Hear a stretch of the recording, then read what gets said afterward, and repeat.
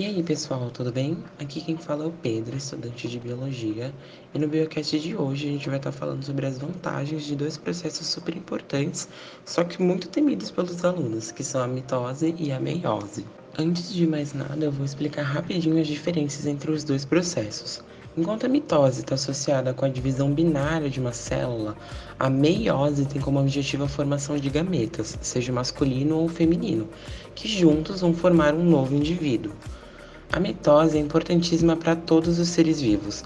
Nós, seres humanos, por exemplo, só existimos porque lá no útero da nossa mãe ocorreram infinitas mitoses com as nossas células-tronco. O mesmo processo teve que acontecer inúmeras vezes para que a gente pudesse crescer. E não vai achando que para por aí não, porque mesmo quando a gente para de crescer, a mitose continua rolando solta. Além da regeneração de machucados, a mitose precisa acontecer para a manutenção de um corpo saudável. A cada 7 anos, mais ou menos, o nosso corpo já não tem mais nenhuma das células que tinha 7 anos atrás. Isso tudo só acontece porque a gente faz mitose. Agora, se você está querendo saber como que a gente envelhece, isso vai ter que ficar para outro episódio. A grande vantagem da mitose é que ela não demora. Uma célula pode demorar menos de 1 hora para se dividir, e a divisão celular em si não toma mais de 1 dia para acontecer. Também é preciso lembrar que a mitose está estritamente relacionada com a reprodução assexuada, aquela que não precisa da união de gametas. Quem consegue se reproduzir assim são só os seres mais simples, como as bactérias, os protozoários, os fungos, boa parte das plantas e alguns animais. Não conseguem se reproduzir de maneira assexuada os seres que já possuem o sistema nervoso mais bem desenvolvido. Essas reproduções acontecem quando um ser dá origem a outro por um ou mais processos mitóticos. A bactéria, por exemplo, se reproduz e gera um clone seu quando realiza uma mitose, e com os protozoários acontece a mesma coisa. Os fungos, no entanto, podem se reproduzir desse modo se forem unicelulares. Caso eles sejam pluricelulares, eles podem se reproduzir por brotamento ou esporulação. No brotamento são realizadas uma série de mitoses, responsáveis por desenvolver um novo indivíduo que se separa daquele que o brotou. Na esporulação, um fungo adulto gera, através da mitose, uma célula denominada esporo. Quando o esporo cai em um terreno adequado, essa célula vai realizar um monte de mitoses e vai poder desenvolver um novo fungo. Diferente do que a gente já viu, as plantas realizam um processo chamado estaquia. Nela, um pedaço da planta original tem o potencial de gerar um novo indivíduo. Para isso, é necessário que esse pedaço se desprenda e caia em terra apropriada.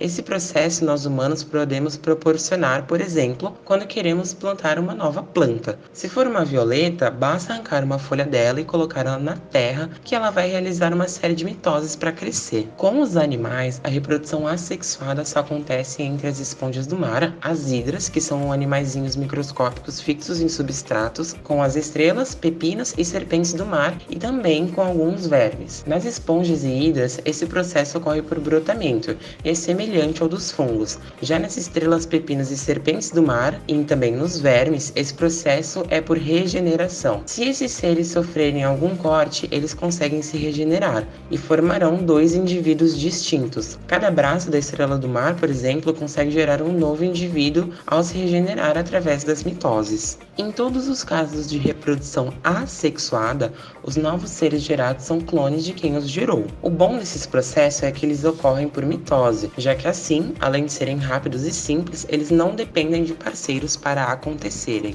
Agora chegou a hora da gente falar sobre a meiose. Como eu já tinha dito, ela ocorre para a formação de gametas. Nem todos os seres vivos são dependentes dela, como a gente acabou de ver. No entanto, ela é essencial para uma série de aspectos importantes da vida. Quem realiza ela somos nós, seres humanos, a maioria dos animais e também as plantas quando não se reproduzem por estaquia. Antes da gente falar dela, precisamos entender que ela está estritamente relacionada com a reprodução sexuada, ou seja, que necessita da união de dois gametas. Por consequência, é praticamente uma exigência a presença de dois indivíduos para que ela ocorra. Durante a meiose, acontecem dois procedimentos importantíssimos que propiciam a ocorrência da variabilidade genética, a grande responsável pelo montão de coisas que a gente vai falar daqui a pouco. O primeiro desses processos é o crossing over, que a gente também pode chamar de permuta gênica. Ele ocorre em quase todas as meioses. Nele, antes que os gametas se formem no final do processo, dois cromossomos de de um parzinho trocam partes de si mesmos. Assim, existirão cromossomos diferentes daqueles do código genético do indivíduo que está realizando a meiose. O segundo deles é a segregação independente de cromossomos homólogos. Eu sei que o nome parece difícil, mas é só um jeito chique de dizer que, no final das contas, o conjunto de cromossomos que vai para uma célula é diferente daqueles que vão para outra. Esse processo somado da permuta gênica vão gerar gametas completamente diferentes, que se unirão com outros gametas também diferentes de outro ser, formando um novo indivíduo totalmente diferente de seus progenitores. É por causa da variabilidade genética que hoje temos uma enorme biodiversidade. Sem a variabilidade, nunca aconteceriam os processos de especiação, responsáveis por gerar as novas espécies. Sem a variabilidade, a gente nunca ia existir, porque não haveria evolução. Nós, como espécie, passamos pela seleção natural, diferente de outros seres do gênero Homo. Só são selecionados os indivíduos mais aptos ao meio, e as características próprias de um indivíduo apto só se conseguem através da variabilidade genética, resultante de processos meióticos. Também é por causa dessa aptidão que os humanos passaram por epidemias ou pandemias numa época em que não havia o estudo de doenças. A peste negra, por exemplo, não foi capaz de derrubar aqueles que eram mais resistentes, e a espécie humana, ainda que reduzida em número, pôde perseverar. Tudo isso graças à meiose. Enfim, falei bastante coisa, né, gente? Mas é por isso que é tão legal entender a biologia. Eu espero muito, muito mesmo que vocês tenham gostado do episódio de hoje e tenham aprendido pelo menos um pouquinho de mitose e meiose. Mas e o próximo episódio? O que será que vem aí? Envelhecimento? Origem da vida? Vírus? Não sei. Só sei que te espero aqui na semana que vem com um episódio fresquinho de um tema inédito. Meu nome é Pedro Henrique, com a fantástica edição de áudio do meu amigo Marcos Vinícius. Esse foi o Biocast de hoje.